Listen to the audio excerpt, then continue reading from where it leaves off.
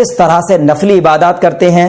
शब बारात की रात में 100 रकात नफिल नमाज किस तरह से अदा करते हैं।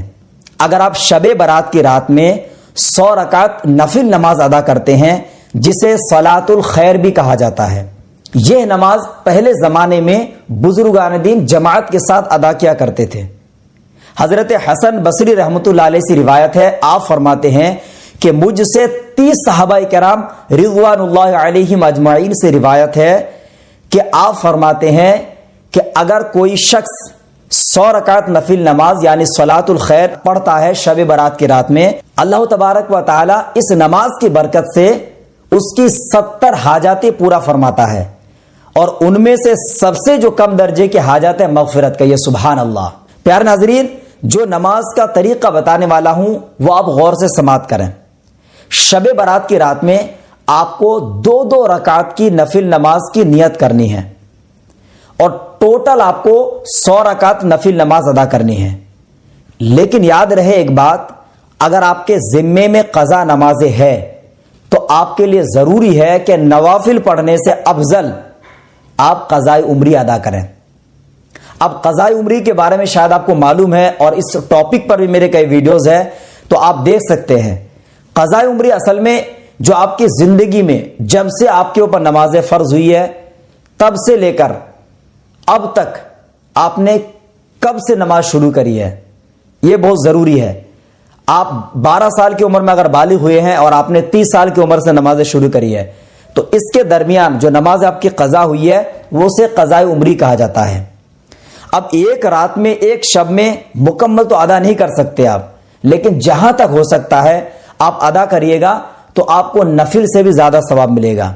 और बाकी नफिल जो मैं बता रहा हूं 100 रकात नफिल नमाज का तरीका वो ये है कि आपको 2-2 रकात की नियत करनी है। नियत में आपको किसी भी तरीके से जरूरी नहीं है कि आप ये कहें कि शब बारात की 2 रकात नफिल पढ़ रहा हूं, बस जैसे नफिल नमाज की नियत होती है, नियत की मैंने 2 रकात नमाज नफिल वास्ते अल्लाह ताला के मुंह मेरा काबा शरीफ की तरफ अल्लाहु अकबर। या आप अरबी में अगर नियत करते हैं नवैतु अन उसल्ली लिल्लाहि ताला रकाअतै सलातिल नफल मुतवज्जिहन इला जिहातिल काबति शरीफति अल्लाहु अकबर।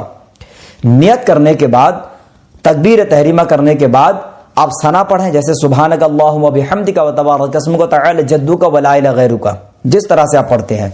उसके बाद अलहम्दु शरीफ पढ़िए, और उसके बाद सूरह इखलास यानी कुल हुवल्लाह शरीफ आपको 10 मरतबा पढ़ना है। कुल हुवल्लाह शरीफ जब आप 10 मरतबा पढ़ लें, इसी तरीके से रुकू सुजूद जैसे करना वैसे करिए। तो आपको हर रकात में यानी 2-2 रकात की नियत करनी है।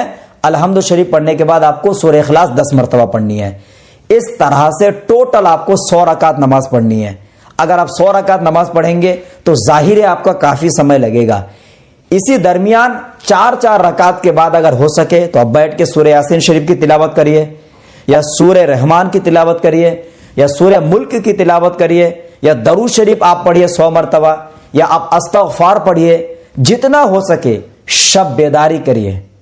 इस रात में अल्लाह की बारगाह में अगर आप सच्चे दिल से तौबा करेंगे, यकीनन अल्लाह तबारक व तआला अरहमुर राहिमीन है, जरूर रहम फरमाएगा और आपके और हमारे गुनाहों को माफ फरमाएगा। तो नाज़रीन, आप शब बारात की रात में जरूर इबादत करें, इस रात को ऐसे जाने न दें। अल्लाह जरूर अपना फजल फरमाएगा। अल्लाह रब्बुल इज्जत की बारगाह में दुआ है मौला ताला हम सबको तौफीक दे कि इस शब बारात की रात में ज्यादा से ज्यादा इबादत करें।